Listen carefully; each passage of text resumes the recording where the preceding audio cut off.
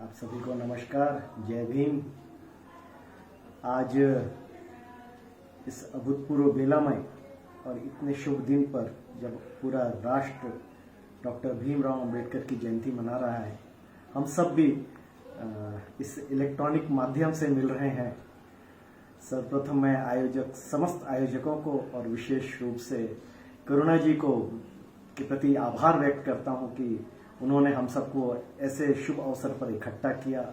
और ये एक अच्छा अवसर है कि हम सब मिलकर अपने अपने विचार को व्यक्त कर सकें और उस महान हस्ती को, जो एक महामानव के रूप में हमारे देश के लिए एक अभूतपूर्व सेवा की है, उनका स्मरण करें।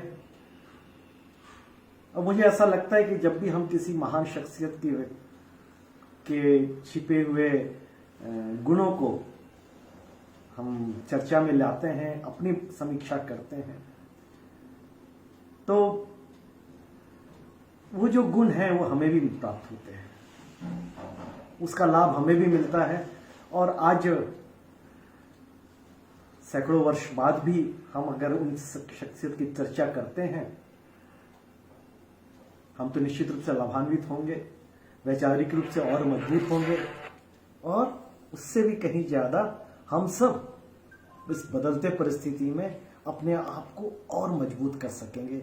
ये मेरा विचार है, और इसीलिए आयोजकों के प्रति आभार व्यक्त करता हूं कि ऐसे शुभ दिन पर हम सिर्फ घर में नहीं बैठे जरूर हैं, लेकिन वैचारिक रूप से सर्वव्यापक हैं, राष्ट्र के प्रति समर्पित हैं, और हम सब व्यक्तिगत रूप से अपना अपना योगदान कैसे दे सकते हैं ये भी बहुत समीक्षा करती है। और जब हम बाबा साहब अम्बेडकर के बारे में बात कर रहे हैं, उस शख्स के बारे में बात कर रहे हैं जिनका एक अभूतपूर्व योगदान रहा है देश के लिए। सिर्फ देश के लिए क्यों, एक सामाजिक बदलाव लेके आया है। हमारे अंदर में व्यापक जितनी भी एक बदलाव है, उसमें अगर देश के लिए, जब देश पैदा हुआ और उसके बाद में जब उसको एक दिशा देनी थी कि किस दिशा में जाए। देखिए, चलना तो आसान है, लेकिन दिशा सबसे ज्यादा मजबूत है।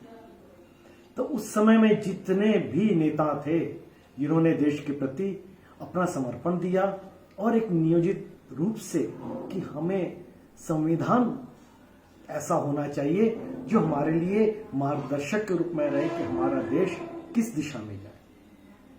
और उस जिम्मेदारी को मुझे लगता है जिस रूप से डॉक्टर बाबा साहब अम्बेडकर जी ने निभाया, अभूतपूर्व है। और अभूतपूर्व तब लगता है जब हम दूसरे देशों के संविधान को देखते हैं। मैं तो ये कहूंगा कि ऐसे कई राष्ट्र हैं जो अभी तक अपना संविधान तक नहीं बना पा रहे, और हमारा देश विभिन्न जातियों से भरा, विभिन्न भाषाओं से भरा, और विभिन्न भौगोलिक रूप से, और सबको समेटे हुए है। हर परिस्थिति को अगर कहीं पे है तो हमारा संविधान है। ऐसे ईश्वरीय रूप शख्सियत हैं जिन्होंने हमें इतना व्यापक और ज्ञान भरा संविधान हमें दिया। और ये संविधान की ही ताकत है कि अनेक समस्या देश पे आ जाए तो उसका अगर कहीं पे समस्या का समाधान निकलता है तो उस संविधान के द्वारा ही निकलता है। ऐसे ही जितने भी विज्ञान की बातें हुई हैं, अगर जल आपूर्ति की बात हुई है, बड़े बड़े डैम बने हैं, तो उसमें डॉक्टर बाबा साहब का योगदान रहा है। सबसे बड़ी बात जो मुझे बहुत खलती है कि उन्हें इतने महान व्यक्तित्व को सिर्फ एक आरक्षण जो रिजर्वेशन है उसमें ही समेट देते हैं। और मैं तो ये कहूंगा कि ये सब हमारी अज्ञानता है।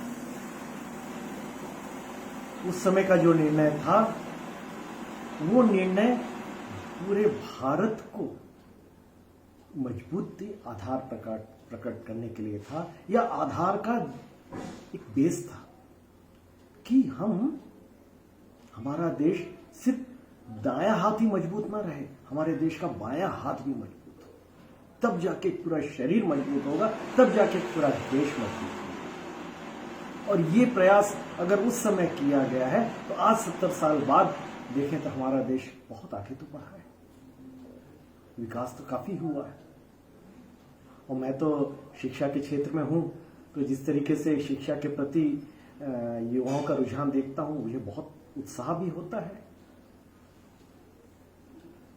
महिलाओं के प्रति जो उन्होंने जागृत जगाया, महिलाओं के जो जेंडर इश्यू आता है इक्वलिटी के लिए, डॉक्टर बाबा साहब का ही तो योगदान था कि आज जितने भी महिलाओं को सशक्ति मिल रही है कानूनन, उसी बाबा साहब का ही योगदान था। शिक्षा के प्रति मेरी एक और रुचि रही है, तो उसमें मैंने महसूस किया कि आज से 100 साल पहले बाबा साहब ने कहा था कि हमारे शिक्षा में रिसर्च वर्क का योगदान रहना चाहिए। सिर्फ पढ़ाई, सिर्फ एक सिलेबस कंप्लीट करने वाली नहीं रहनी चाहिए, ये उनके अपने लेख में है। और आज इस कोरोना के समय में जब हम देख रहे हैं कि हमारे ही देश के युवा कितने आईआईटीज में से, मेरे ख्याल से आईआईटी चेन्नई से आया, आईआईटी रुड़की से आया, आईआईटी कानपुर से आया, अरे अलग अलग कॉलेज में, अभी Indian institute of science Bangalore से भी आया, कि अलग अलग तरीके के उपकरण बनाए जा रहे हैं।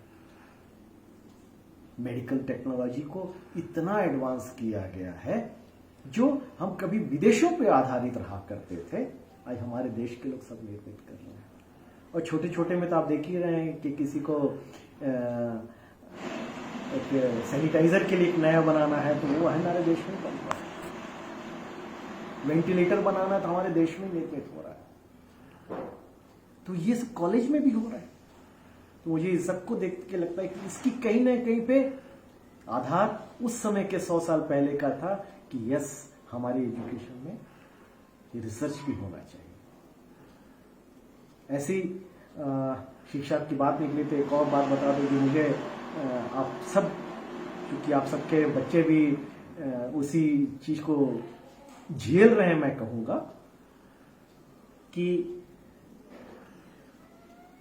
जो नॉलेज है, नॉलेज बेस्ड पढ़ाई होनी चाहिए, ना कि नंबर बेस्ड। नंबर बेस्ड परीक्षाओं में जो नंबर के आधार पर पढ़ाई नहीं होनी चाहिए, ये बाबा साहब ने 100 साल पहले कहा था।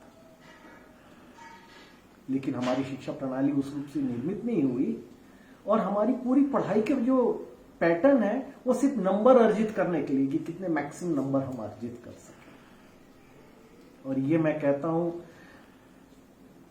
नॉलेज, ज्ञान रह गया पीछे, और सारे लोग, खासतौर से अगर अपन देखें तो पीटी और पीएमटी के लिए जिस तरीके से एक पूरा एक शहर, कोटा जैसा शहर सिर्फ कोचिंग के दम पे चल रहा है, और सारे बच्चे परेशान हैं और माता पिता सब पीछे पीछे से लगे हुए हैं। मुझे तकलीफ होती है उसको देखकर कि हमारे बच्चे नॉलेज बेस्ड पढ़ाई ना करके एक नंबर बेस्ड करते हैं और उसका फायदा कोचिंग इंस्टीट्यूट लेते हैं। अगर इसमें भी अगर बदलाव आने लग जाएगा तो मुझे लगता है कि हमारे शिक्षण प्रणाली में अगर कुछ बदलाव आ जाए तो आज बच्चे कम उम्र में ही प्रतिभा अपने दिखलाने लग जाएंगे। ये एक बहुत अच्छा अवसर है कि हम सब मिलकर अपनी अपनी बातों को रख रहे हैं। मुझे भी आपने एक अवसर दिया और मेरी बात को सुना, मुझे आप सबके प्रति आभार। और आज इस महत्वपूर्ण डॉक्टर बाबा साहब की जयंती में के लिए आप सबको बहुत बहुत शुभकामनाएं। और हम सब यही इलेक्ट्रॉनिक माध्यम से भी सही, कैसे भी रहें, दूरियां कितनी भी रहें, हम सब और करीब आए और नजदीक आए, और हम सब मिलकर देश के प्रति अपना योगदान दें और हमारा देश विश्व विजेता बने। यही सबके लिए कामना है, सबके लिए कामना है। और सभी आप सबको बहुत बहुत धन्यवाद। जय हिंद, जय भीम, जय भारत।